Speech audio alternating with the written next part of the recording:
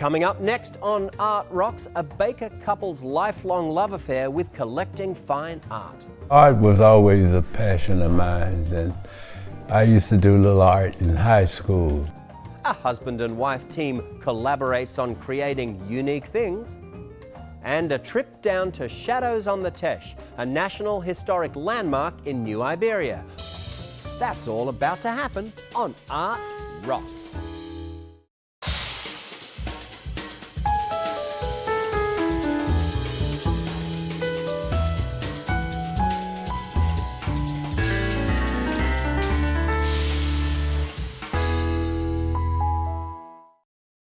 Art Rocks is made possible by the Foundation for Excellence in Louisiana Public Broadcasting and by viewers like you.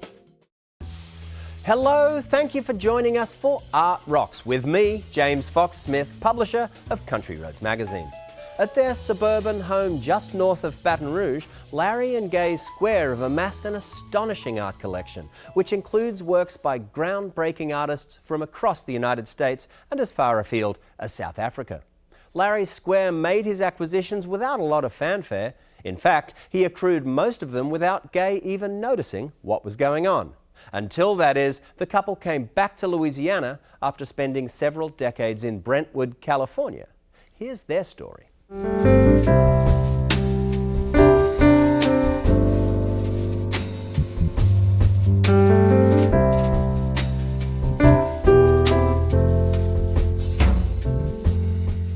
Art was always a passion of mine, and I used to do a little art in high school, like in the windows, and drawing the turkeys and Easter bunnies. And we didn't really have an art program in our high school at that time. I graduated from the high school right here on this same street, Jackson Road, Cheneyville High School. And I graduated from Grambling. Then I was looking for a job here in Louisiana, and I didn't find one, so I went to California. I started teaching school. Then I worked at some other areas, Parks and Rec, and then I opened my own business, which was Square Deal Trophies and Awards. From there, I got involved with the art, and I started collecting art. At the time, it was a big sacrifice, but at the same time, you put your art into a budget. So you pay for it just like you pay for a credit card on clothes or jewelry. It wasn't cheap. It's about setting priorities. What do you want to spend your money on? I love art, and I don't like it because it goes with my living room set. Either I get it just to have art, and when I see it, it mostly tell a story. And a lot of the pieces here tells a story when I talk to the artists. I have some watercolors, but I have lithographs, seriograph, bronze, and lucite awards. I care a little more for the statues because it gives you like a 3D. You can see the artist's work a little different than the ones on the cameras. I tried to focus on African American. I love all art from every place throughout the world, but African American art was something I could relate to, our young people can relate to, and they can also know the story behind some of the artists. The name of the bus is Proud Father and Son. And they do a lot of women with the children and with the babies. I wanted something to represent the men so they could see a proud father with his son. Evolution is a dancer with great motion and movement. It reminds me of Judy Jameson. She took over Harlem ballet dancers. And so that tells the story that we have great ballet dancers as well. There's Adam in the Bible. And he's standing there with his hand in his cloth there.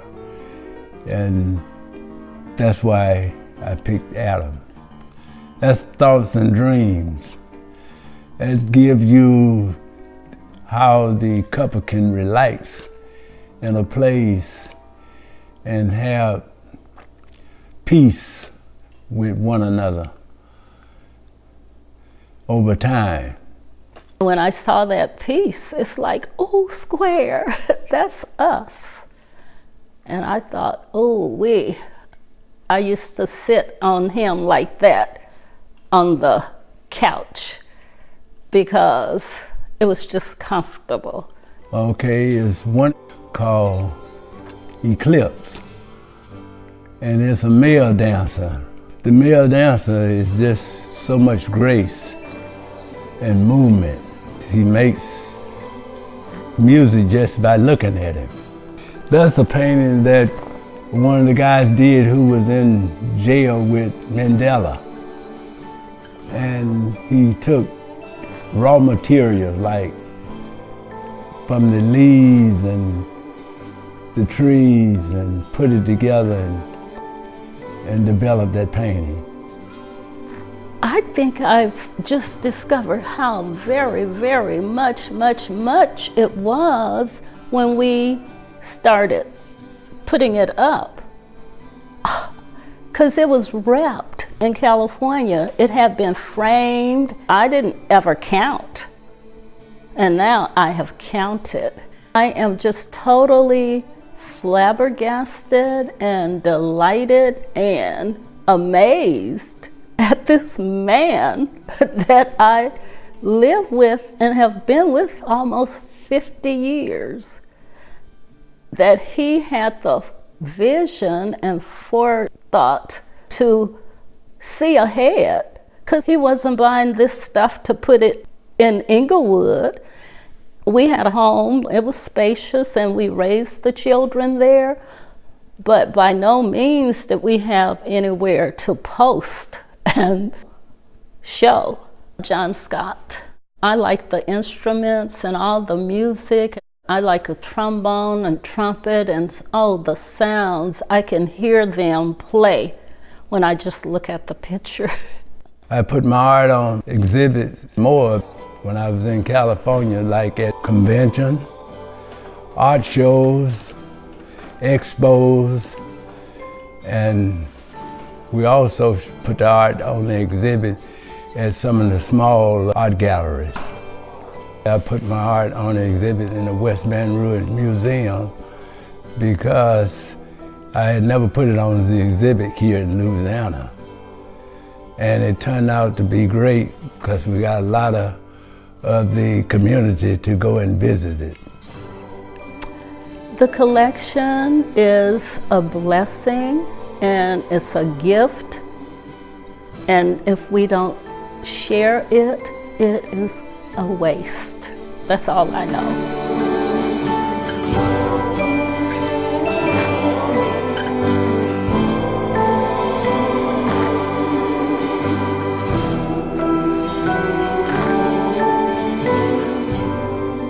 Be like the squares, enjoy your culture. To help you do that, here are just a few of the exhibits, the events and festivals coming soon to towns near you.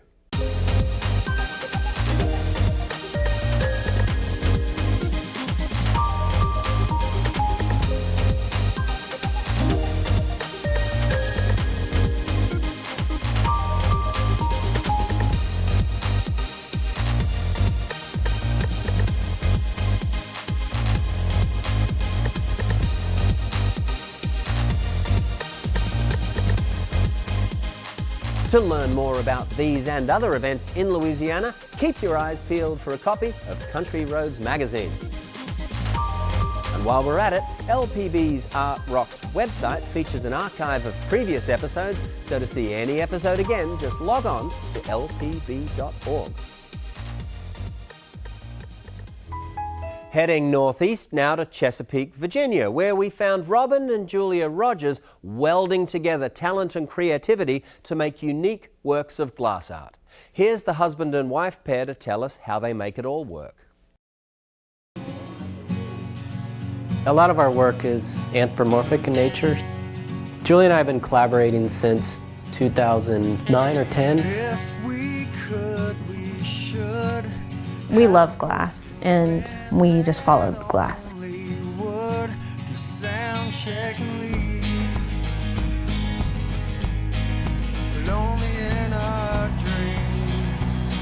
We would always talk to each other about our work, and we would always influence each other and give each other ideas.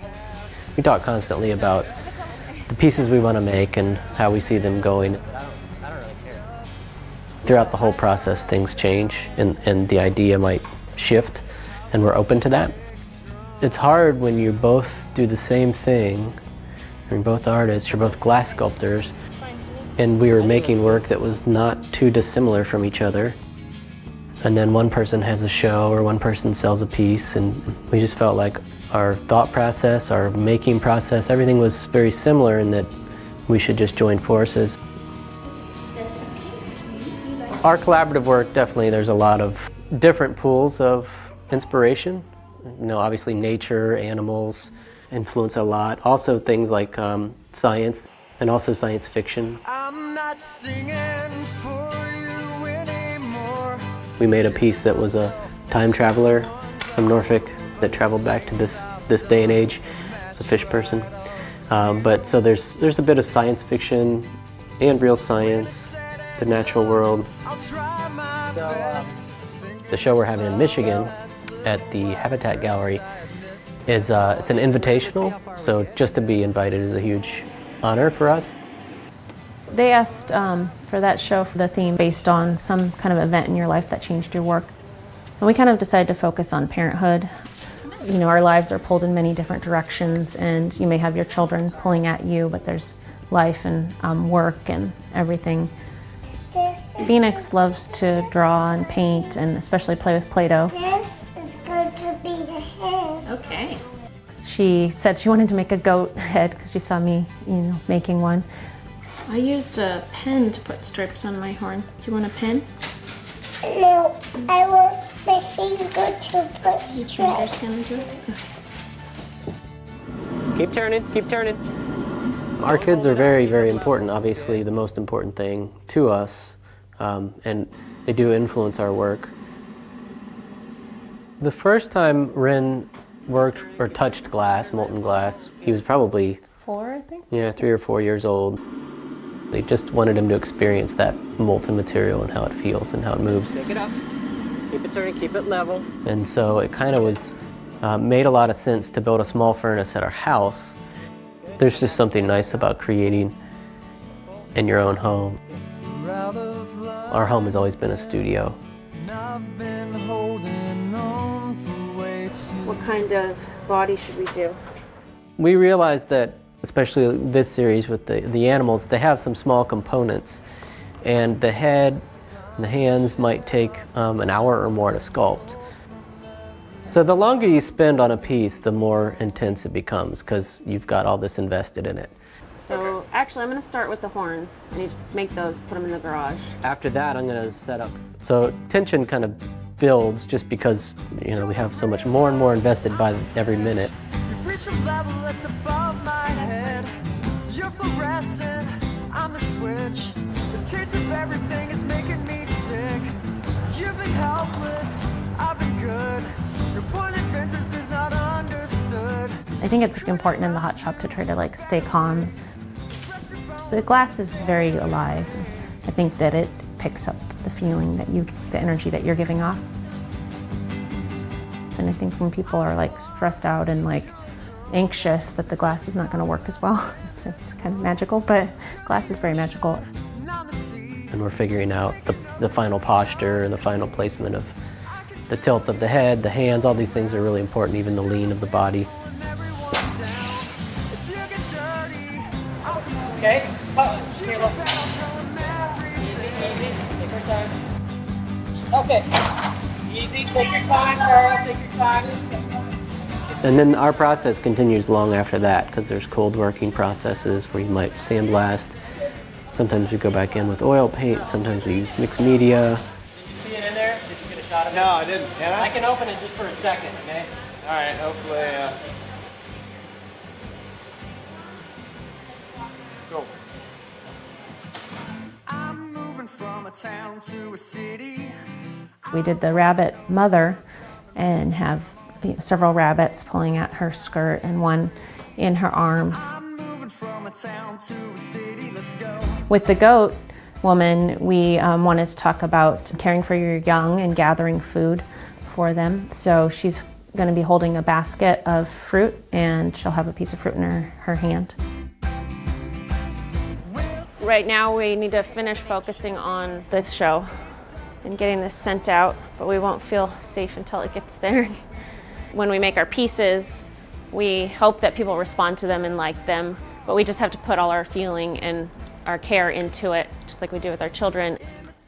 I feel very fortunate doing what we do. It's incredible that we can make a living teaching glass making and have some income off of actually selling our artwork.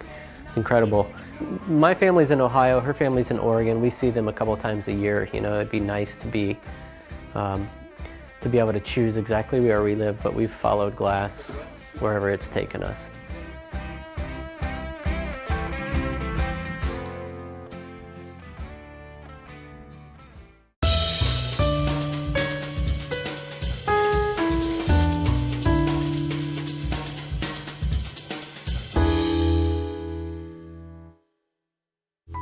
Some Americans are commemorating the 100th anniversary of the end of the First World War.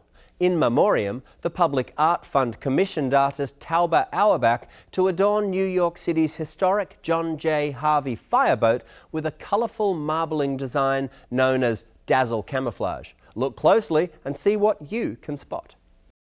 Flow Separation is a collaboration between the Public Art Fund and 1418 Now, a UK-based organisation, and their focus is to commemorate the centennium of the First World War. 1418 Now has been dazzling vessels in the UK, and we thought it was really exciting and appropriate to collaborate them to bring a dazzled vessel to New York. Partly because that kind of great history of dazzle ships is not just relevant to the UK, but when the US joined the war effort, thousands of ships were actually dazzled here. At the time that the artist Norman Wilkinson invented the concept of dazzle, I think on average there were about 8 ships being sunk a day crossing the Atlantic. So it definitely was born out of kind of a desperation. And it was kind of an idea around camouflage, but a very unlikely camouflage. It was intersecting forms and shapes and colors, all painted onto ships, to vessels, from cargo ships to warships to passenger ships.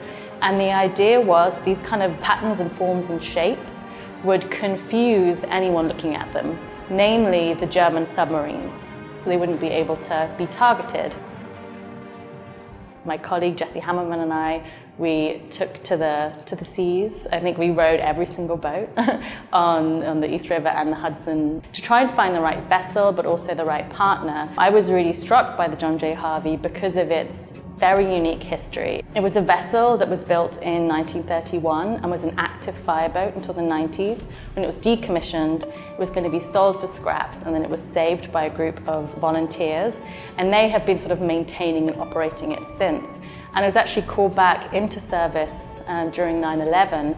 It went to Lower Manhattan, it rescued people, and then pumped water for 80 hours when the mains had gone out in that part of town. So it also is this kind of iconic hero of New York. And it just felt like a perfect partner for us in terms of their mission and their ethos. When it came to thinking about who would be a great artist to actually work with us to dazzle a contemporary vessel, it felt like the perfect choice to work with Tauba Auerbach. We could connect her practice back to sort of early avant-garde thinking around kind of pushing the medium of paint. She's also very process-driven. Tauba was very struck by, it is this vessel that moves through water, but also water moves through the body of the vessel itself. And that kind of idea of fluid dynamics became sort of the starting point for Tauba in thinking about her design. Flow separation is actually a phenomenon that happens in fluid dynamics. When you run sort of an object through a body of water, the fluid will move both forward and backwards at the same time, creating these sort of incredible patterns. She chose to work with a very kind of laborious process of marbling, use that to kind of create an idea of fluid dynamics. Marbling essentially is putting oils or paints into a liquid bath, and then you move kind of combs through them. So you are creating sort of movement within liquid, and then you transfer that pattern onto paper. How do you take a 2D image and put it onto a 3D object? We took it to Cadell's Dry Dock in Staten Island. First of all, it had to go through all of its necessary repairs, from stripping it down to preparing it for us to be able to dazzle it, creating almost like a blank canvas. And then for about a month, we had this group of scene painters working there. Scene painters being kind of a group of people that are able to translate 2D into 3D and create trompe l'oeil effects. So it was a company called Infinite Scenic, and Tauba there every day painting. Tauba was instrumental in making sure that her design was accurately rendered. No one had seen the John J. Harvey, and then it re-emerged with this kind of amazing new look. Captain of the Circle Line radioed in the captain of the John J. Harvey and was like, what on earth has happened to your boat? So it's been a nice kind of reaction from the community that know it, and also bringing a new community into knowing about the John J. Harvey, the history of the First World War, 1480 Now, Public Art Fund, and of course Tauba as well. We sometimes forget that we're actually on an island and we're surrounded by this huge body of water that connects us to the sea. And New York is New York because we are surrounded by the water. The history of its success very much relies on this body of water, but we're not so necessarily connected to it. And this project kind of connected us to those people that work every day and live and survive off of this body of water.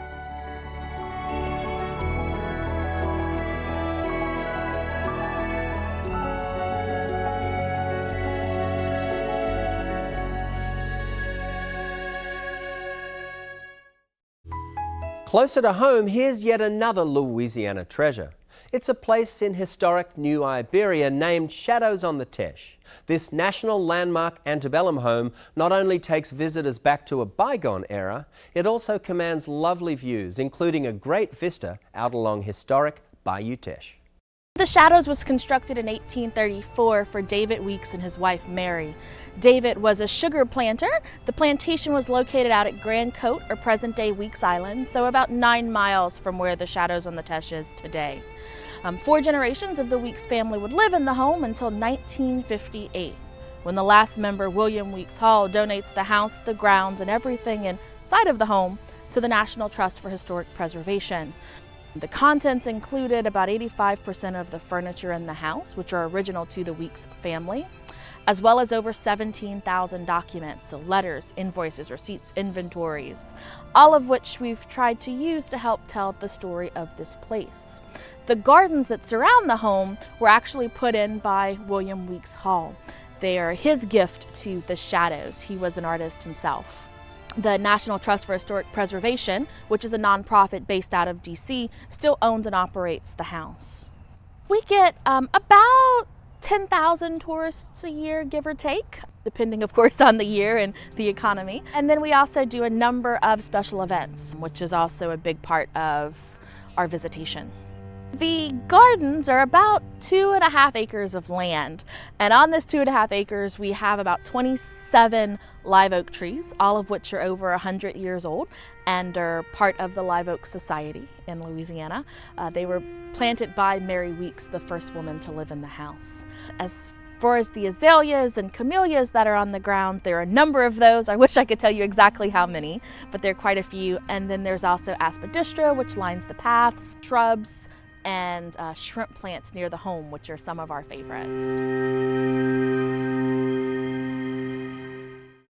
And that is that for this edition of Art Rocks. But remember, art lover, you can always watch episodes of the show at lpb.org/artrocks. And if that's not enough for you, Country Roads Magazine is a great resource for enriching your cultural life with art, cuisine, escapes and events all across the state.